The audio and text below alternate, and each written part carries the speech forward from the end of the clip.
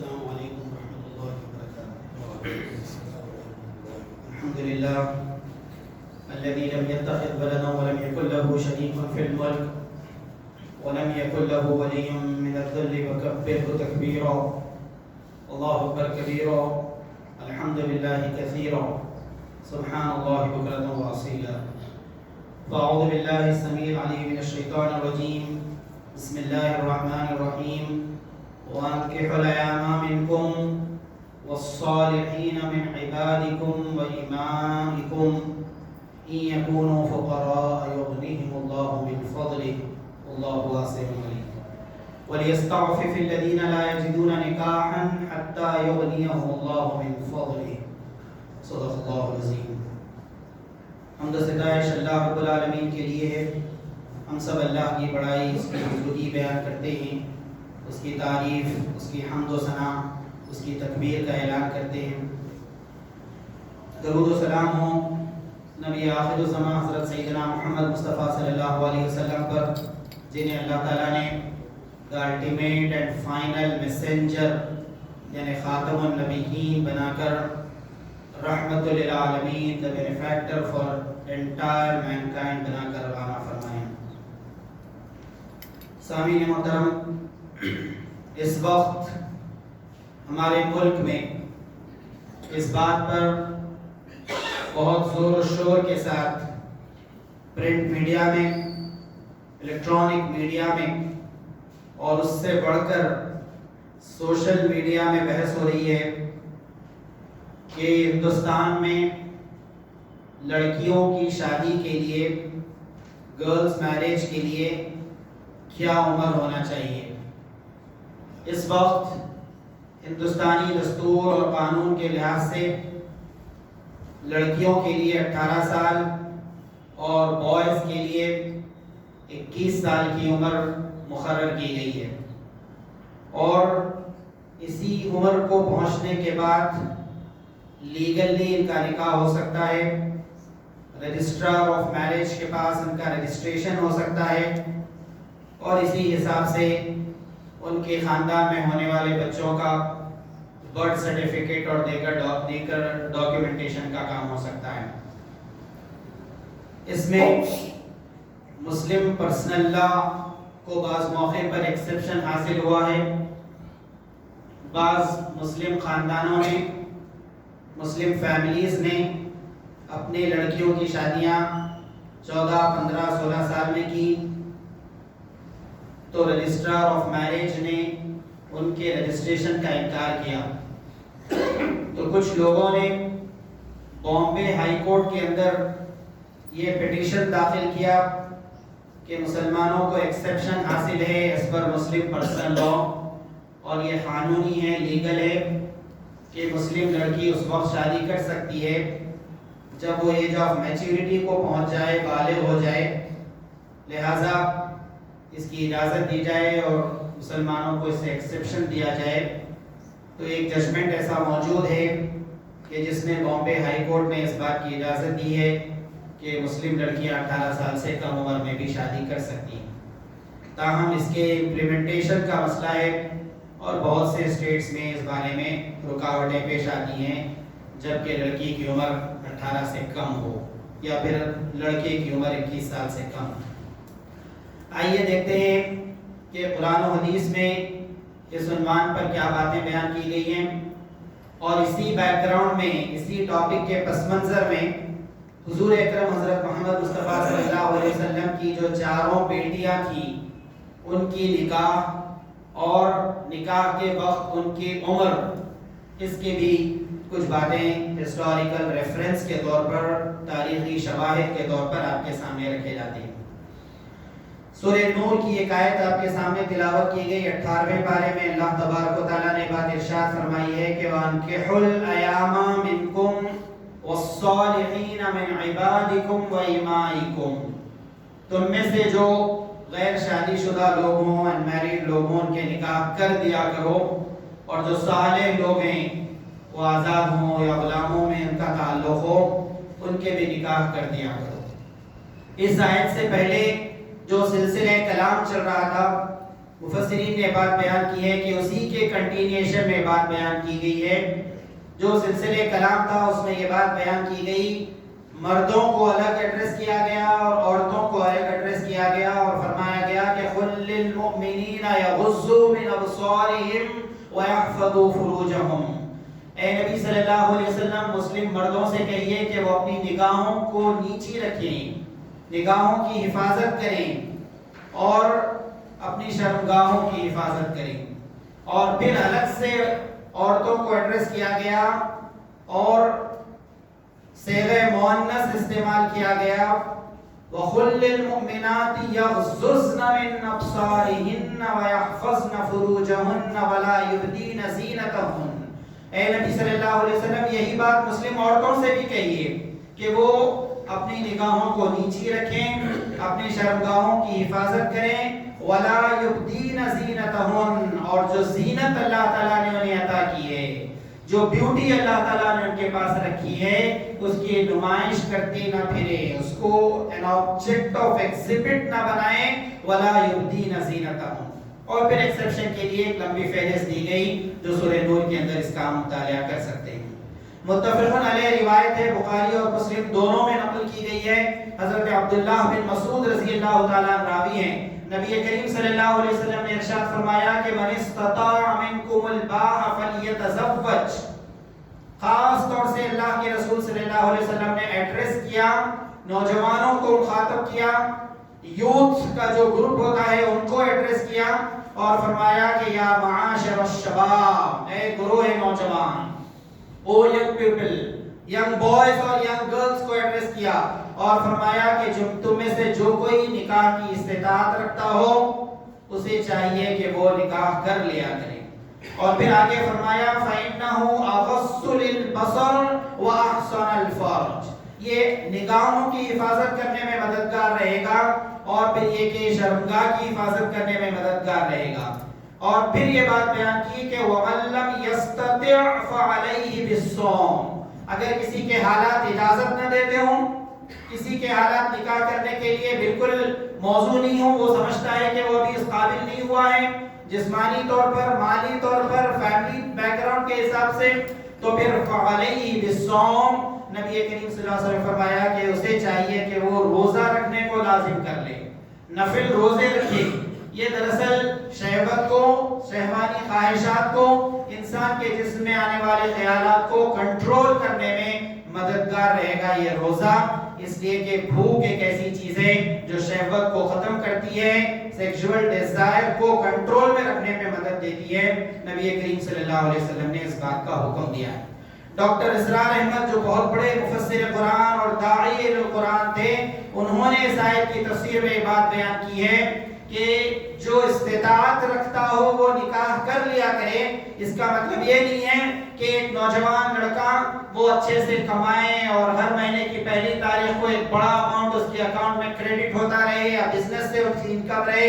یا پھر اس کا ایک الگ سے انڈیپینڈنٹ گھر رہے تبھی اس کی شادی ہو. یہ بات نہیں بیان کی،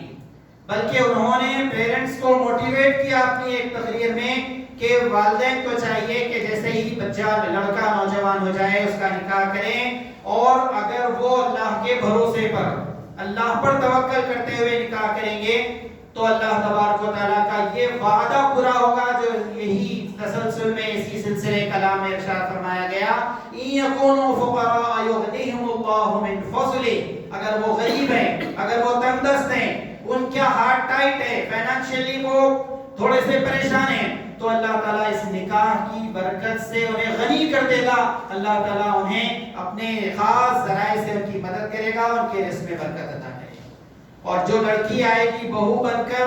وہ اپنا رزق خود ساتھ لائے گی. اس لیے کہ ایک حدیث میں مفہوم ملتا ہے، نبی کریم صلی اللہ علیہ وسلم نے ارشاد فرمایا کہ جس طرح انسان کی موت اس کا پیچھا کرتی ہے اور اسے وہاں پکڑ لیتی ہے جہاں وہ موجود ہو، اسی طرح انسان کا رزق بھی اس کا پیچھا کرتا ہے اور وہاں پہنچ کر ہی تم لیتا ہے جہاں پر انسان موجود.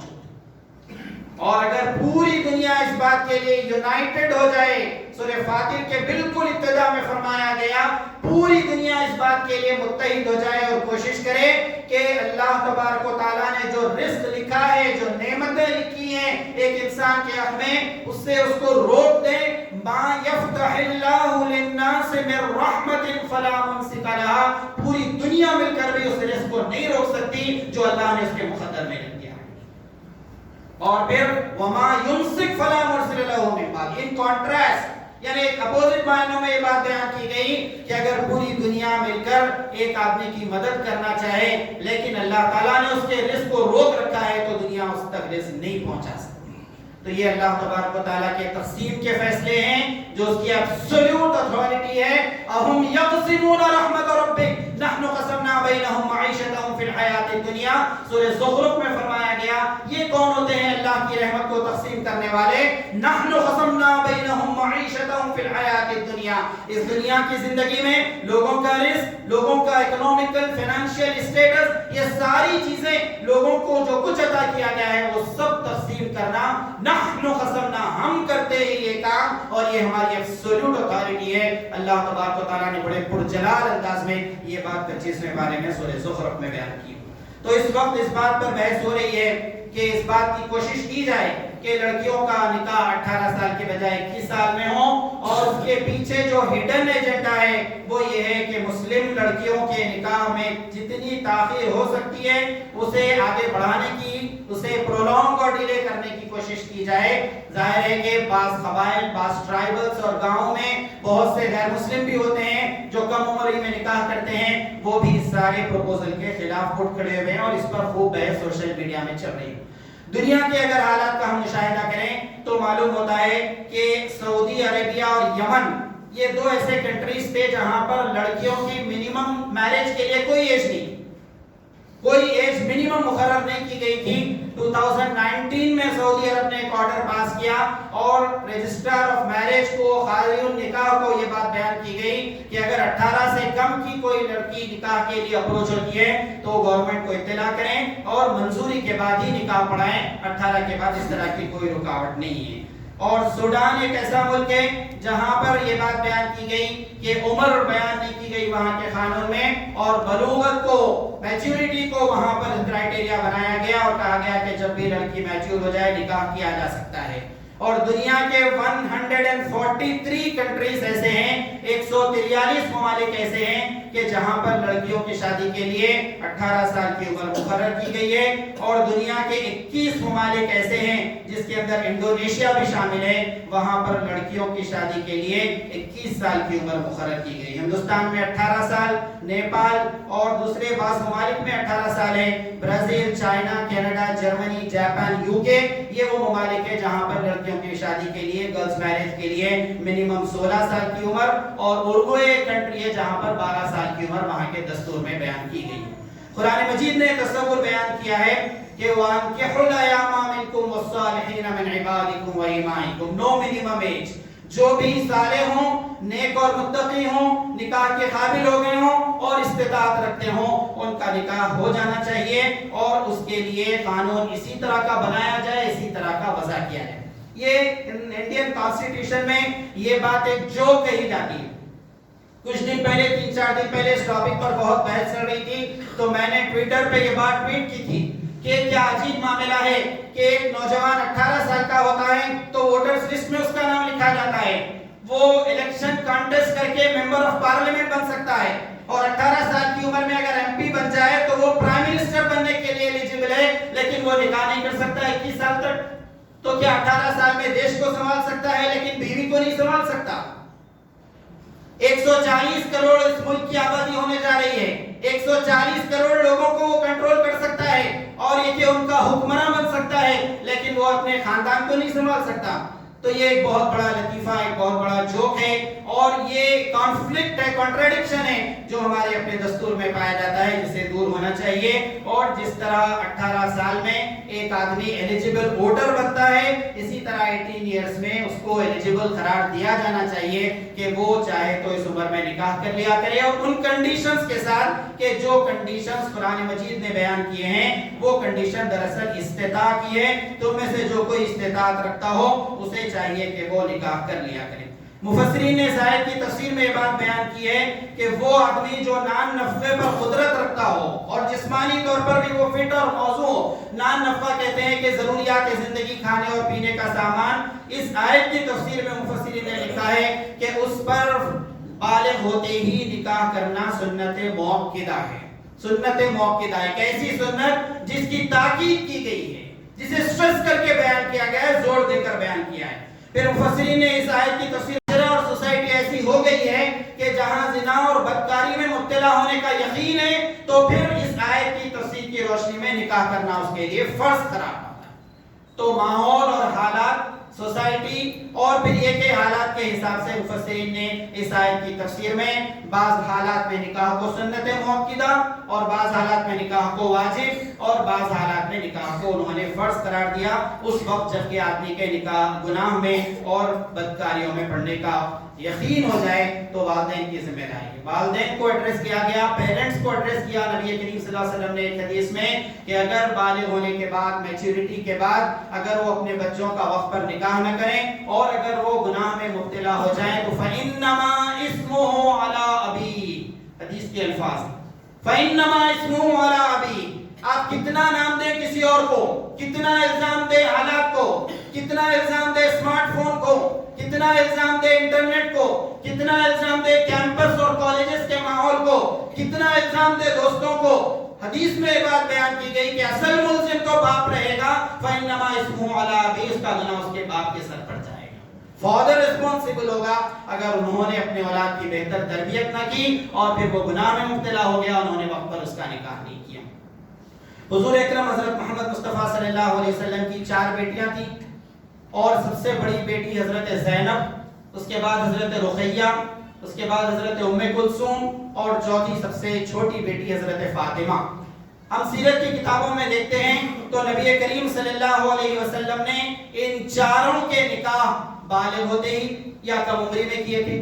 عرب میں 2 چیزوں کے معاملے میں آپ کو بہت خاص اسپیسیفکلی ایک الگ ماحول آپ کو ملے گا۔ ایک تو یہ ہے کہ لڑکیوں کی شادی کے وقت جو عمر ہے اس عمر کے معاملے میں کوئی اختلاف نہیں تھا اور کسی کو کوئی اعتراض نہیں ہوتا تھا کہ اگر کوئی آدمی 9 سال 10 سال 11 سال 12 سال کی عمر میں لڑکیوں کا نکاح کرے، ایک کامن ماحول تھا۔ اور دوسرے کثرت ازواج، جسے پولیگیمی کہتے ہیں کہ ایک آدمی 2 سے زیادہ نکاح کرتا، 3 سے زیادہ نکاح کرتا۔ بعض صحابہ کے 10 نکاح کے بارے میں، 15 نکاح کے بارے میں، بعض عرب شیوخ کے 20 نکاح کے بارے میں سیرت کی کتابوں میں بات ملتی ہے۔ یہ تو اسلام نے لمٹ لگائی کہ مثنا و ثلاث و رباع زیادہ سے زیادہ صرف 4 نکاح کیے جا سکتے ہیں، اور حکم دیا کہ 4 سے زیادہ ازواج اگر ہوں، بیویاں ہوں ایٹ اے ٹائم کسی آدمی کے نکاح میں تو ان سے وڈرا ہو، انہیں طلاق دے دے۔ اور اس کے بعد بے شمار صحابہ نے جو قرآن و حدیث پر ایمان رکھتے تھے انہوں نے اپنی بیویوں کو اپنی زوجیت سے خارج کیا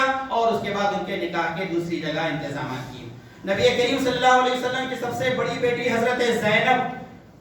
ان کا نکاح ہوا ان کے اپنے کزن کے ساتھ، حضرت خدیجہ کی بہن تھی حضرت حالہ، ان کے بیٹے حضرت ابو العاص بن ربیع رضی اللہ تعالیٰ عنہ، ان کا نکاح ہوا حضرت خدیجہ کی خواہش پر اور ان کی سفارش پر۔ نبوت سے قبل کا یہ واقعہ ہے اور سیرت کی بعض کتابوں سے یہ بات معلوم ہوتی ہے کہ ان کی عمر اس وقت 10 سال تھی۔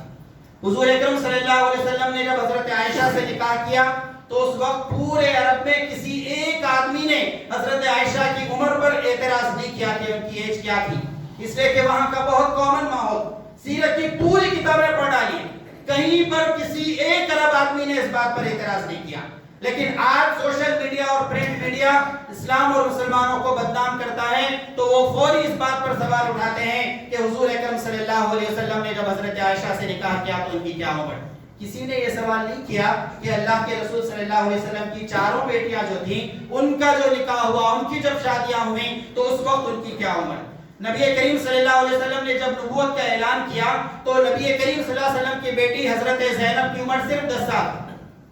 اور انہوں نے ایمان قبول کیا اپنی ماں حضرت خدیجہ کے ساتھ، اور پھر اس کے بعد اس واقعے کے فوری بعد حضرت ابو العاص جو اس وقت غیر مسلم تھے ان کے ساتھ ان کا نکاح ہوا، ان کے فرسٹ کزن تھے خالہ زاد بھائی،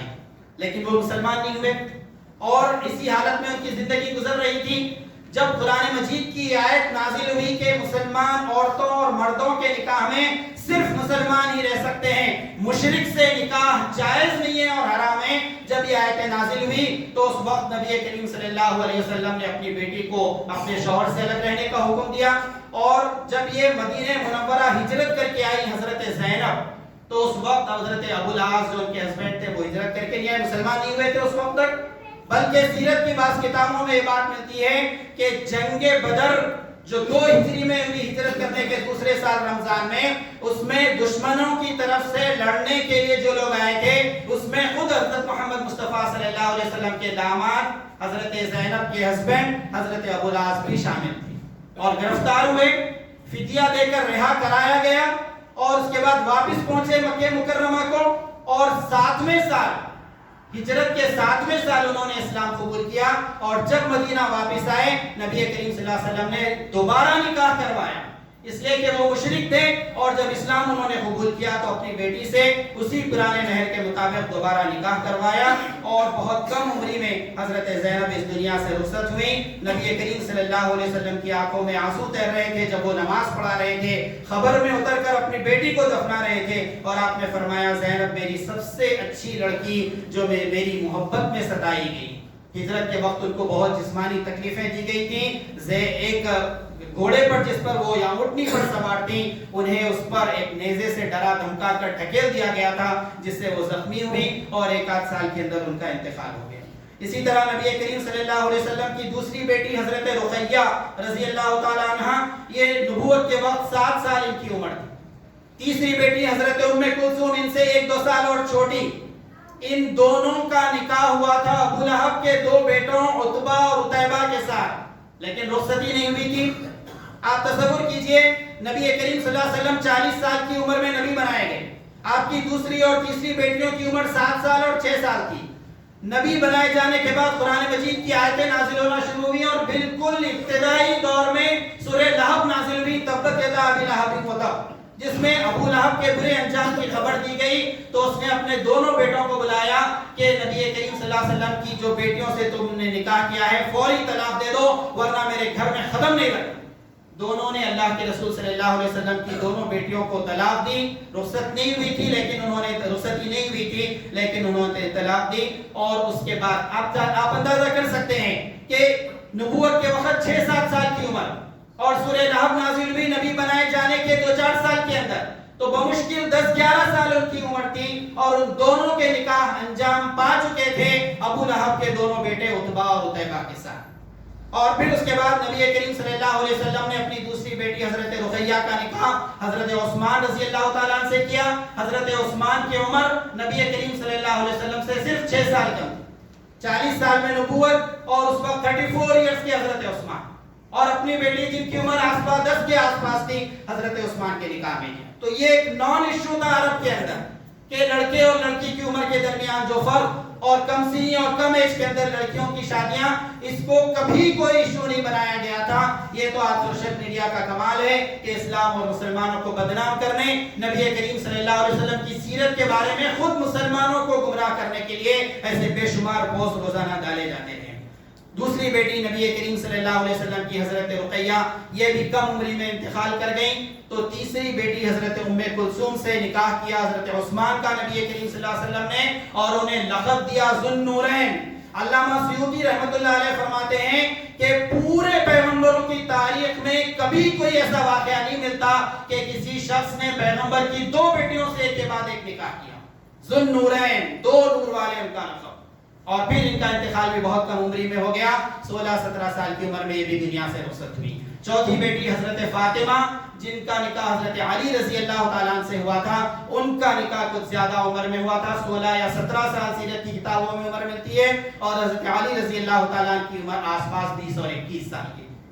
تو اس وقت آپ دیکھتے ہیں کہ جو بحث کی جا رہی ہے کہ 18 اور 21 سال کون سی بیسٹ میرج ایج ہو، ظاہر ہے کہ یہ انسان کی جسمانی تقاضوں کے حساب سے، ملک کے حالات اور وہاں کے جغرافیکل انوائرمنٹ کے لحاظ سے اور خاندان کے اپنے فیملی کے حالات کے لحاظ سے ہونا چاہیے۔ حکومت کو کوئی حق نہیں پہنچنا چاہیے اس بات کا کہ وہ زبردستی کسی ایج کو مسلط کرے، بلکہ بالغ ہونے میچورٹی کے بعد خاندان کے لوگوں کو ڈیسائیڈ کرنے کا یہ حق ہو، اور یہ تمام مذاہب والوں کا حق ہو کہ وہ مناسب ایج دیکھ کر اپنے لڑکے اور لڑکیوں کا نکاح کرایا کریں۔ یہی بات ہمیں سیرت سے بھی ملتی ہے اور یہی قرآن و حدیث کا پیغام ہے۔ اللہ تعالیٰ اس عنوان کو صحیح کانٹیکسٹ میں ہمیں سمجھنے کی توفیق عطا فرما اور اس کا میسیج پوری دنیا کے سامنے پورے یقین اور کانفیڈنس کے ساتھ پیش کرنے کی توفیق عطا فرما۔ رب اغفر وارحم وانت خیر الراحمین والحمد للہ رب العالمین۔ سنت